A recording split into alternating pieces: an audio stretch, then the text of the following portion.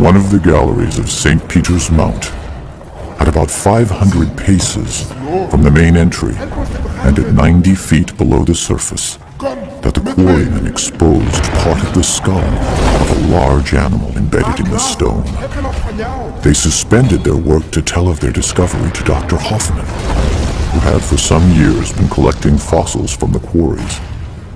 Dr. Hoffman, observing the specimen to be the most important that had yet been discovered, took every precaution to preserve it in one piece. After having succeeded in removing a large block of stone surrounding it and reducing the mass to a proper condition, it was transported to his home in triumph.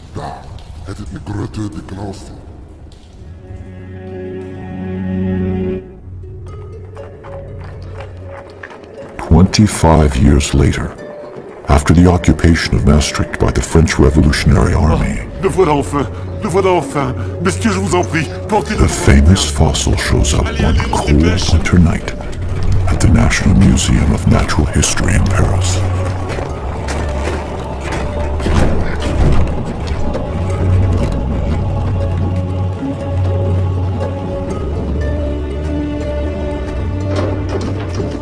Mais faites attention, c'est inestimable.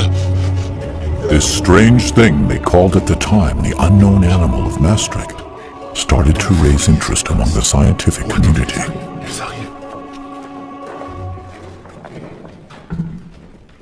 Allons, allons. Encore un effort. Sur la table. En douceur. Allez, messieurs, ouvrez-moi cette caisse. Oui, c'est cela, ouvrez la caisse. Mais faites très, très attention. Messieurs, en même temps. What they discovered that night looked unlike any known living creature.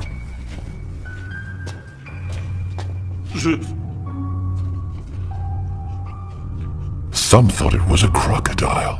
Je crois que c'est un Others crocodile. believed it to be a whale. Ce doit être plutôt Neither the shape of its teeth une baleine. nor the size of the jaws Regardez ses dents. helped them to determine its true identity. Mais c'est beaucoup trop gros pour un crocodile. Alors qu'une baleine me Back semble then, beaucoup plus appropriée. that is 40 years before the discovery of the first dinosaur. Nobody had ever thought that thousands of species could have lived and disappeared in a distant past. But everything was about to change.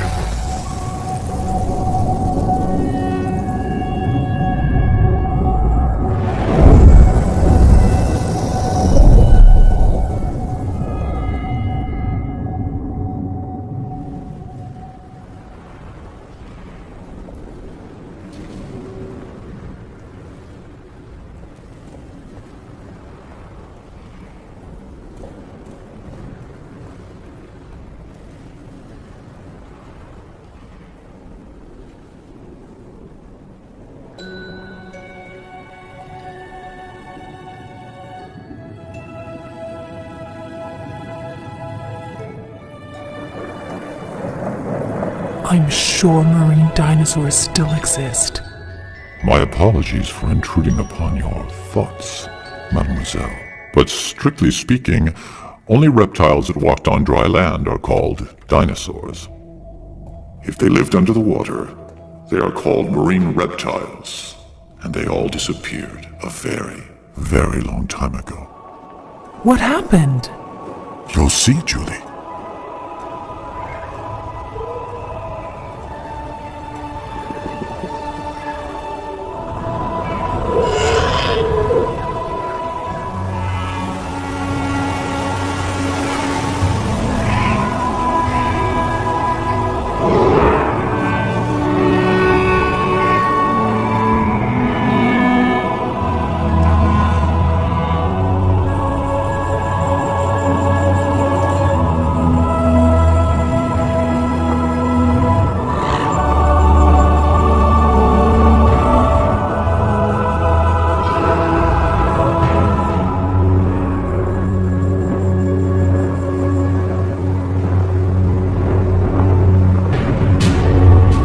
65 million years ago, reptiles ruled the world. On land, in the air,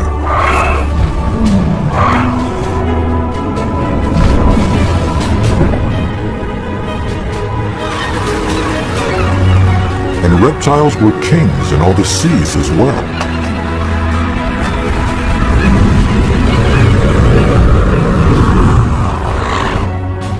But then came a great cataclysm from outer space. An asteroid 12 miles in diameter struck the Earth.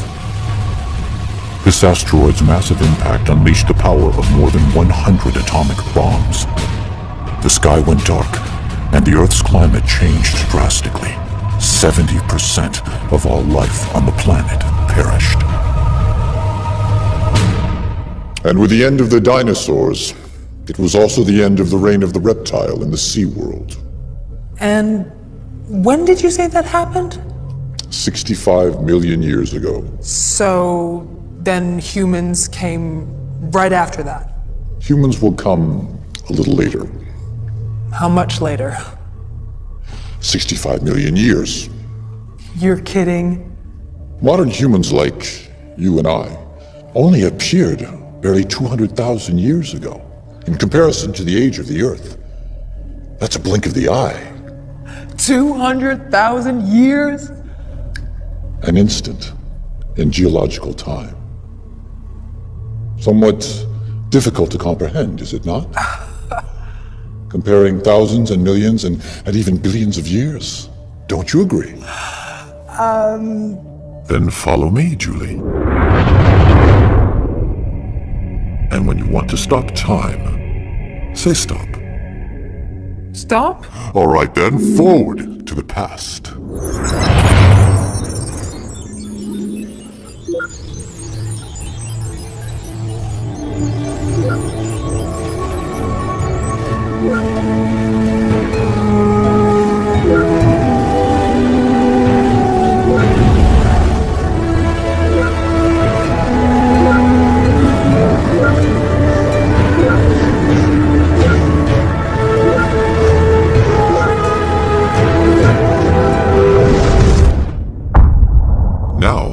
Let's start slowly, from the beginning.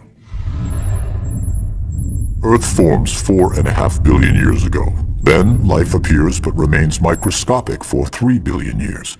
In this time spiral, only the last turn interests us. That leads to our time. Let's consider this as a 12-hour clock.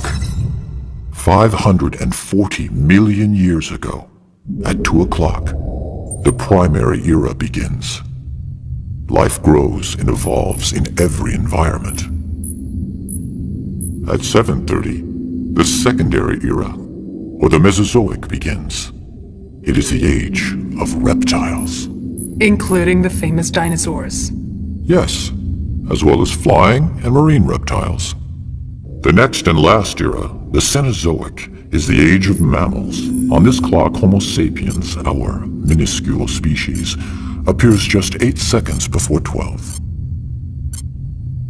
The Mesozoic takes place between the two major ecological crises that led to the extinction of many species on Earth, the largest at 7:30, and the last right there at 10 to 11.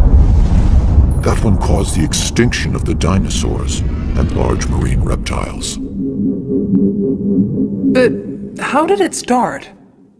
Well, first, you'll need a microscope. Life on Earth starts in the water as bacteria 3.5 billion years ago. Slowly, this microlife evolves.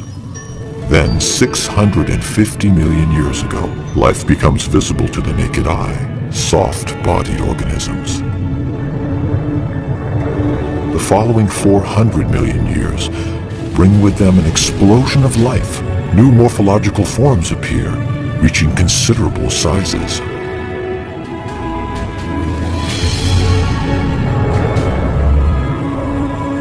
And finally, amphibians follow fish with feet to conquer terra firma.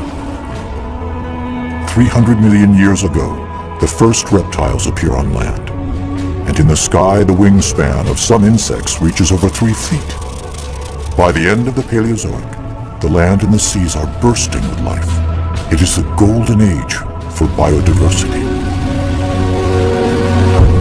But this period ends with gigantic cataclysms, which exterminate up to 95% of the species. The largest extinction of all time.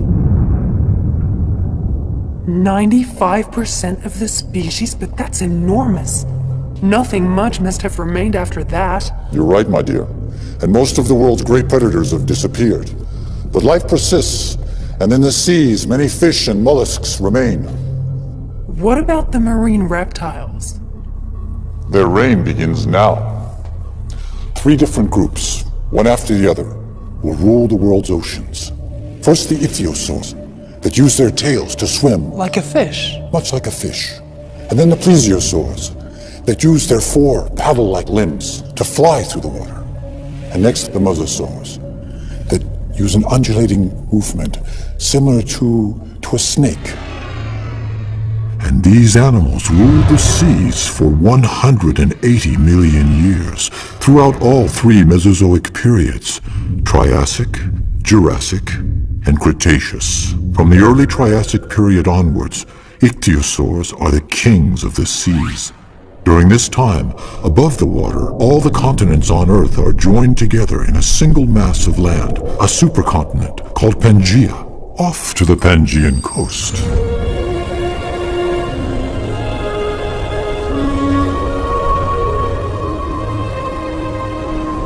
Switzerland? Yes. At this time, most of Europe is underwater, a shallow and warm sea.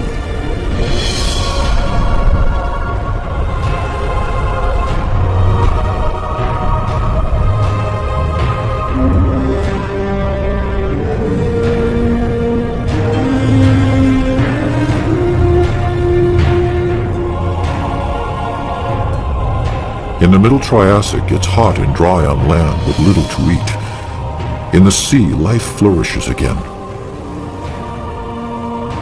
Several reptile species have returned to the marine environment, thriving on the plentiful food supply.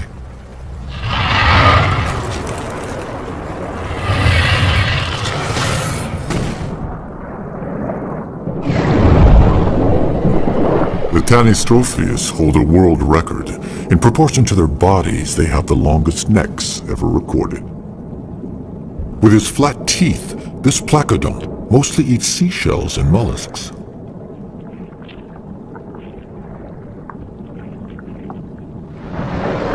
Aren't those turtles? Not at all, but they too have developed a tough armor to keep them relatively safe from the great predators of the Triassic, like the nothosaur.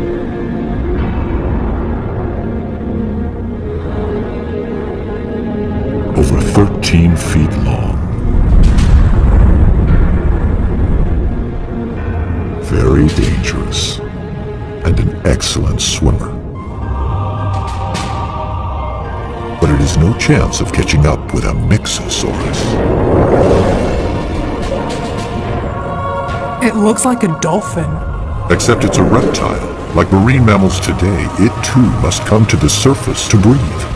It belongs to the large group of ichthyosaurs, which will rule the seas for some 150 million years.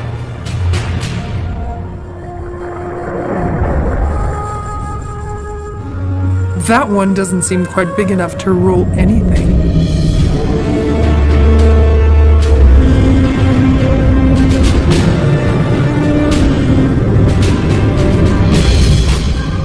There are also some very large ichthyosaurs, some measuring up to 75 feet long and weighing 50 tons, like the Shornosaurus, the biggest of them all. Wow. Like all ichthyosaurs, it lives in groups and mainly eats mollusks and small fish.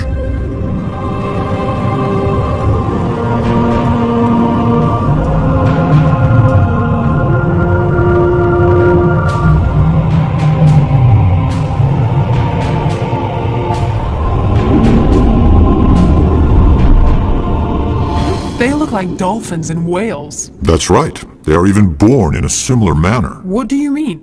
Well, let's hear from an expert. the paleontologist Ryosuke Motani. He has just finished studying some very fine specimens from a famous fossil site in Germany. Many ichthyosaur fossils have been found at Holzmaden with their bones intact, and even with the imprint of the skin on the rock, which helped us to know the position of their fins. Some ichthyosaur fossils are so well preserved that we can actually see fetuses inside the mother's bodies, and some even being born. Unable to get out of the water to lay their eggs like other reptiles, ichthyosaurs gave birth in the water. The babies came out tail first, like dolphins today. Another one of the ichthyosaur's characteristics are its huge eyes, protected by donut-shaped bones, able to withstand extreme water pressure. A Jurassic ichthyosaur, the Ophthalmosaurus, stands out in the animal kingdom as having the largest eyes in proportion to its body. With these enormous eyes, it could make out its prey in the darkness of great depths.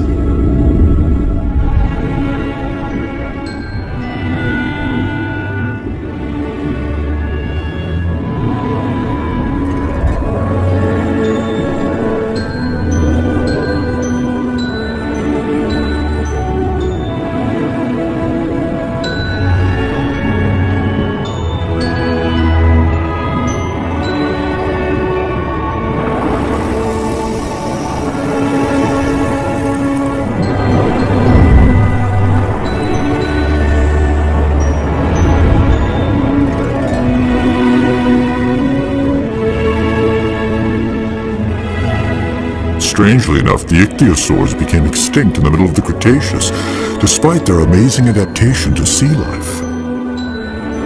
But how can we know so much about species that became extinct 90 million years ago? Perhaps because of the large number and the quality of fossils left. And, of course, thanks to those who discovered them.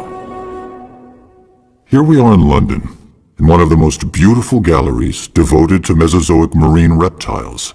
Nathalie Bardet is currently the French expert on these animals. A long time before dinosaurs were discovered, the remains of marine reptiles had been known to fossil collectors. Mary Anning.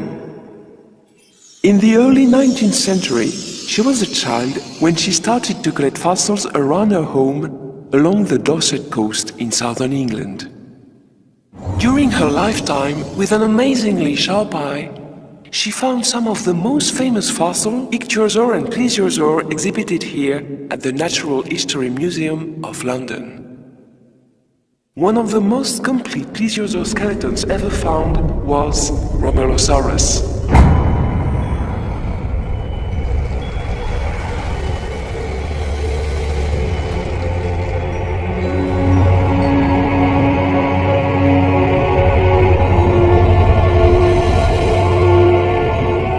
This early Jurassic predator was a powerful swimmer.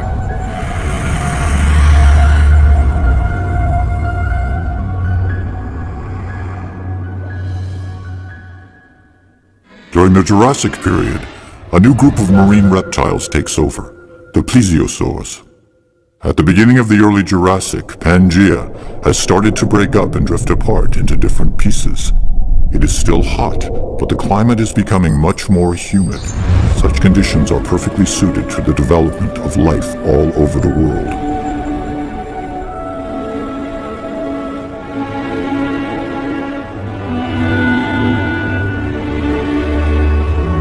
Now this sure seems more pleasant than the Triassic did. The Jurassic is considered the golden age of dinosaurs, isn't it? In fact, it's the golden age of life in general, and even much more so for the reptiles. Be they earth, flying, or marine reptiles. With their 4 strong paddles, plesiosaurs soon become the new kings of the seas. The first dinosaur to be named is Megalosaurus, which means great lizard in Latin. A well-deserved name for a 30-foot-long carnivore with a huge appetite. Mollusks like ammonites and belemnites experience an unprecedented growth and are on the menu of most marine predators.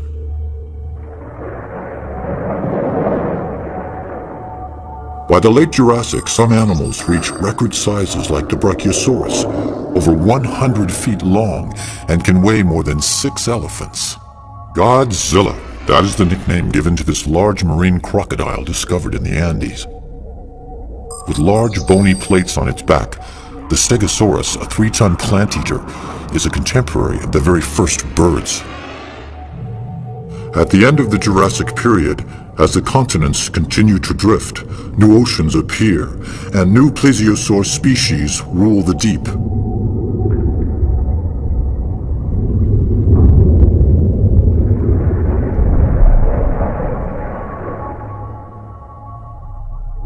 The Liopleurodon is most likely one of the largest ocean predators of the Mesozoic, measuring 49 feet or more. That big? Here, this is one of its teeth. It's for you. Thank you. You see, the Liopleurodon had no reason to fear any creature, save perhaps another Liopleurodon.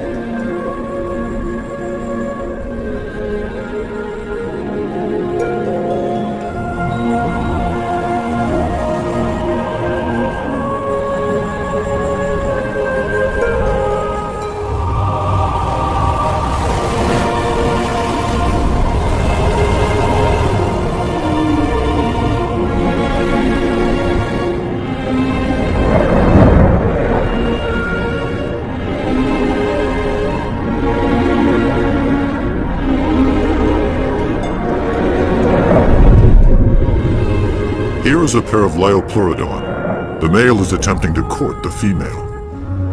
Look at her. 50 feet of sheer muscle, 4 deadly paddle-like limbs, and jaws about 10 feet long that hold teeth, even bigger than the one I gave you.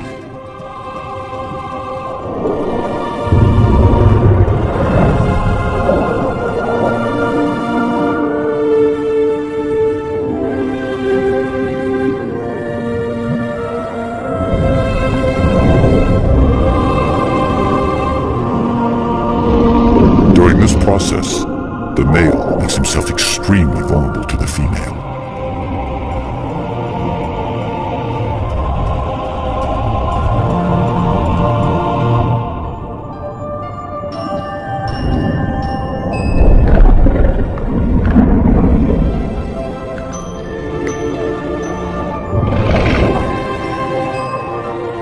It seems to have worked.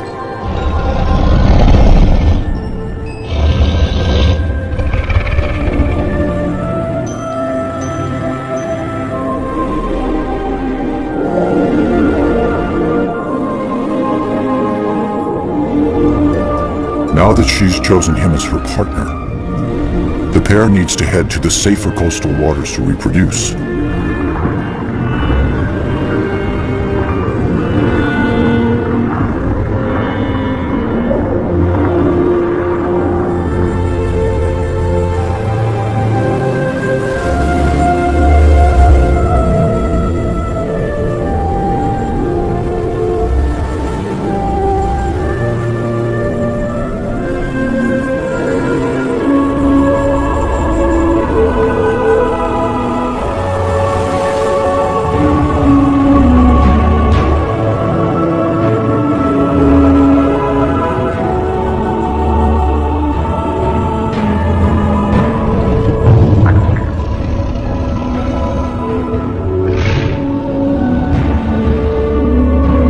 Like sharks, the male Liopleurodon holds on to the female while mating.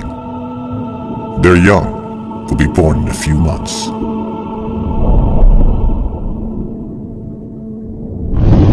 What happened? It seems that upon separating, she has accidentally injured his eye. The pain has made him lose consciousness for a while. In the end, though, the Liopleurodon remains a super predator that lives alone.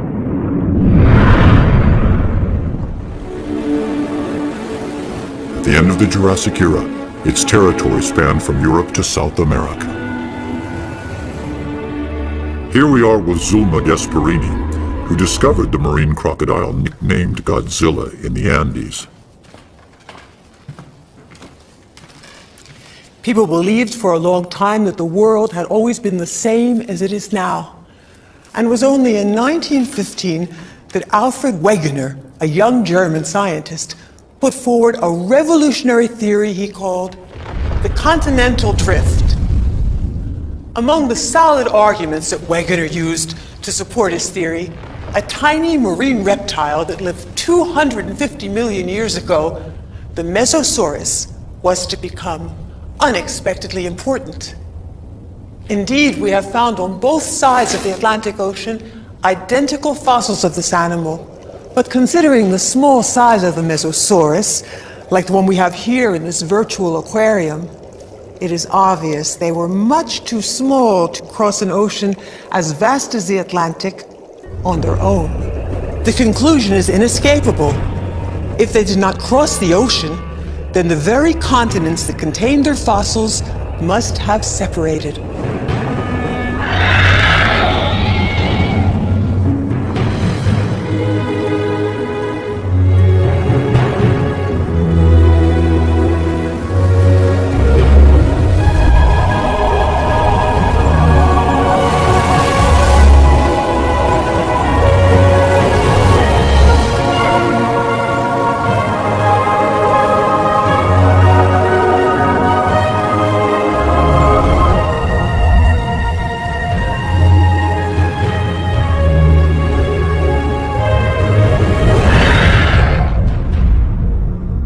The Jurassic was the age of giant animals.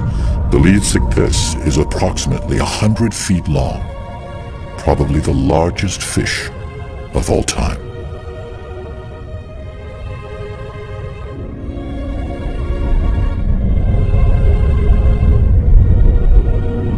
What are these long-necked plesiosaurs called? Those are elasmosaurs. They're gulping down gastroliths, stones they swallow in order to help their digestion. So, what do they actually eat? Mollusks and a lot of fish, judging from their long, sharp teeth.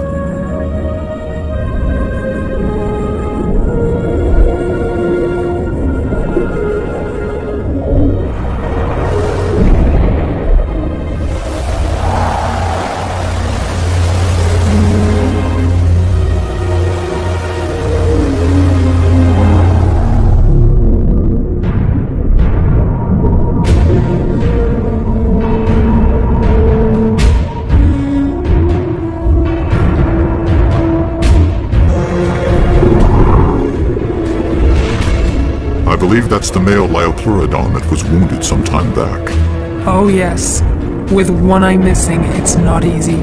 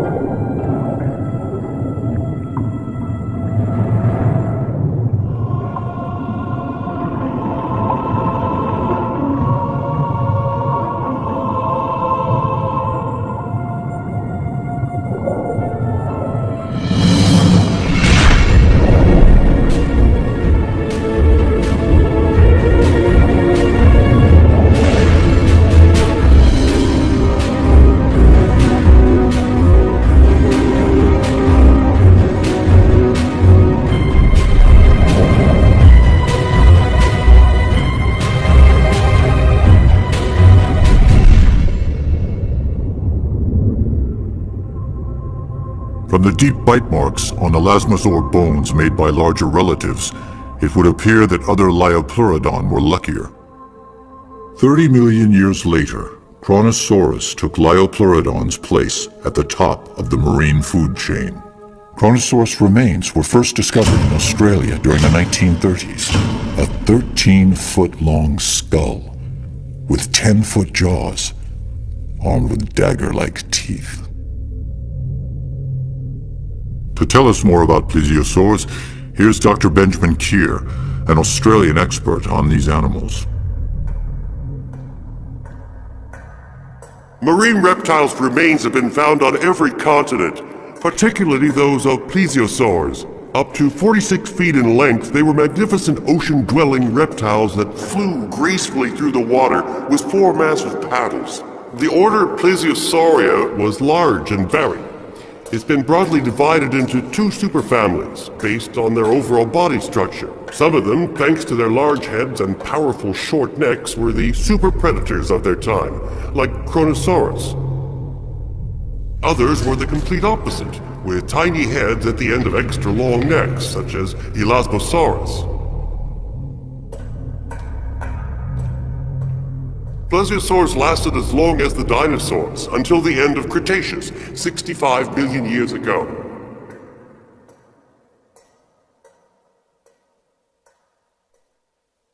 The late Cretaceous is the very last period of the Mesozoic era, and it is the age of mosasaurs. The land masses of the Earth have nearly reached their present positions. The interior seas of the Americas retreat, but Europe is still partly covered by shallow waters.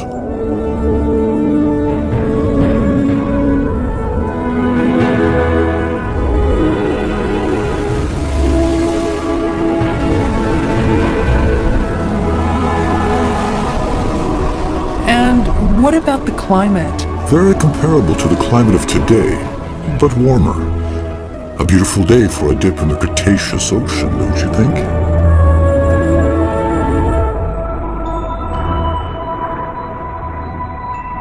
As has been the case for millions of years, mollusks are still a favorite meal for most predators.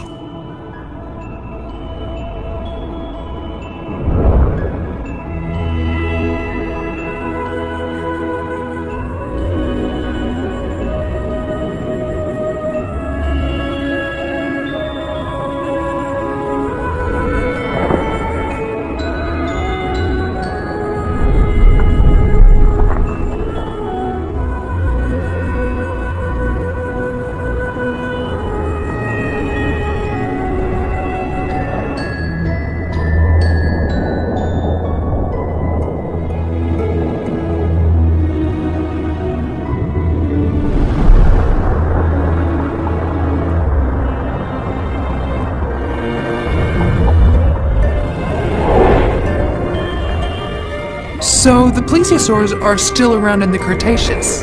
Indeed, there are some, but they are no longer at the top of the ocean's food chain, a place now disputed by the 2 greatest predators of this era. In this corner, the largest fish of the Cretaceous, a 23-foot-long shark. And in this corner, the most powerful marine reptile, the prognathodon, a 40-foot mosasaur. It looks just like a great white of today. Indeed, just larger.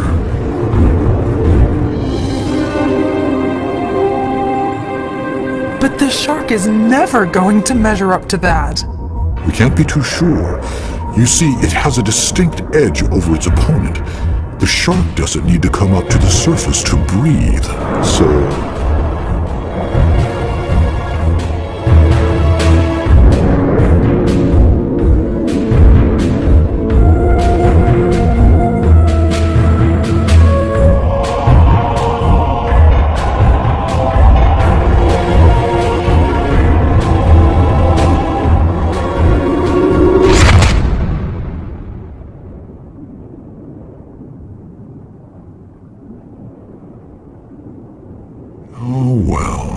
I told you the mosasaur was going to win. This time, yes. But it wasn't always the case. We've even found shark teeth embedded in mosasaur bones. So the sharks did get their teeth into them from time to time. By the way, wasn't it a mosasaur that was found in a mine back in the 18th century?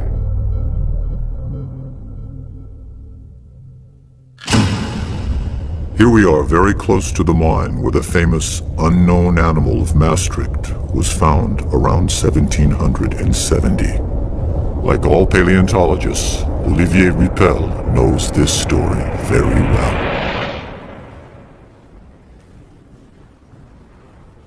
In 1795, when the fossilized mosasaur of Maastricht arrived in Paris, Georges Cuvier was a young 26-year-old anatomist who had just started working there at the Museum of Natural History.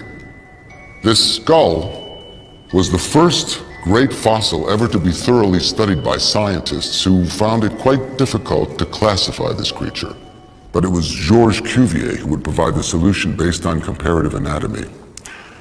The reptile from the Meuse River, the mosasaur, was a giant sea lizard, a close relative of the monitor lizards. But this species became completely extinct before the dawn of time. And so, the mosasaur helped to support Cuvier's hypothesis that several universal cataclysms occurred on Earth in the distant past. And thanks in part to this large animal, Georges Cuvier is recognized today as the father of paleontology.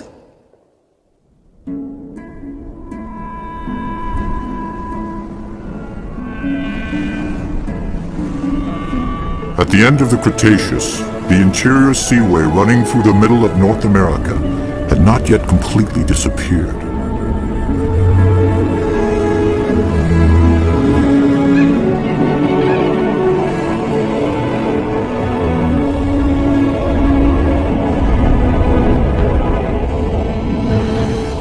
So there are sharks on the other side of the Atlantic as well.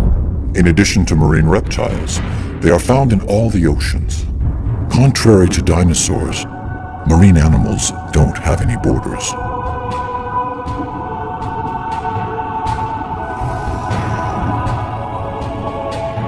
These are young 13-foot-long sharks. After hours of laying her eggs on the beach, this turtle is exhausted. Easy prey for starving sharks.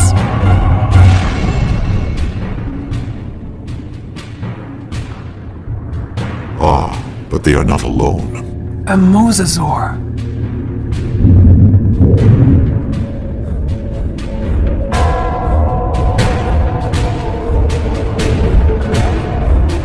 This large predator truly is the marine equivalent of the famous T-Rex.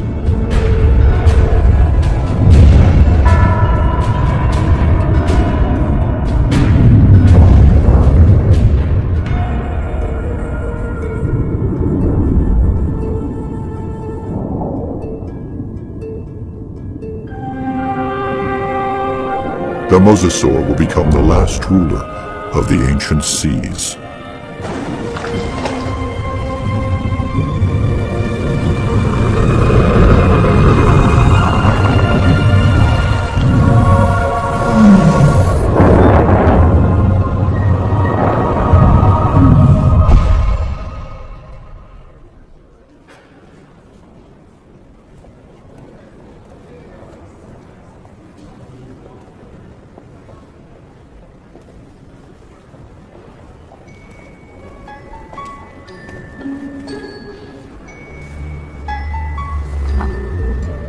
This is one of its teeth. It's for you.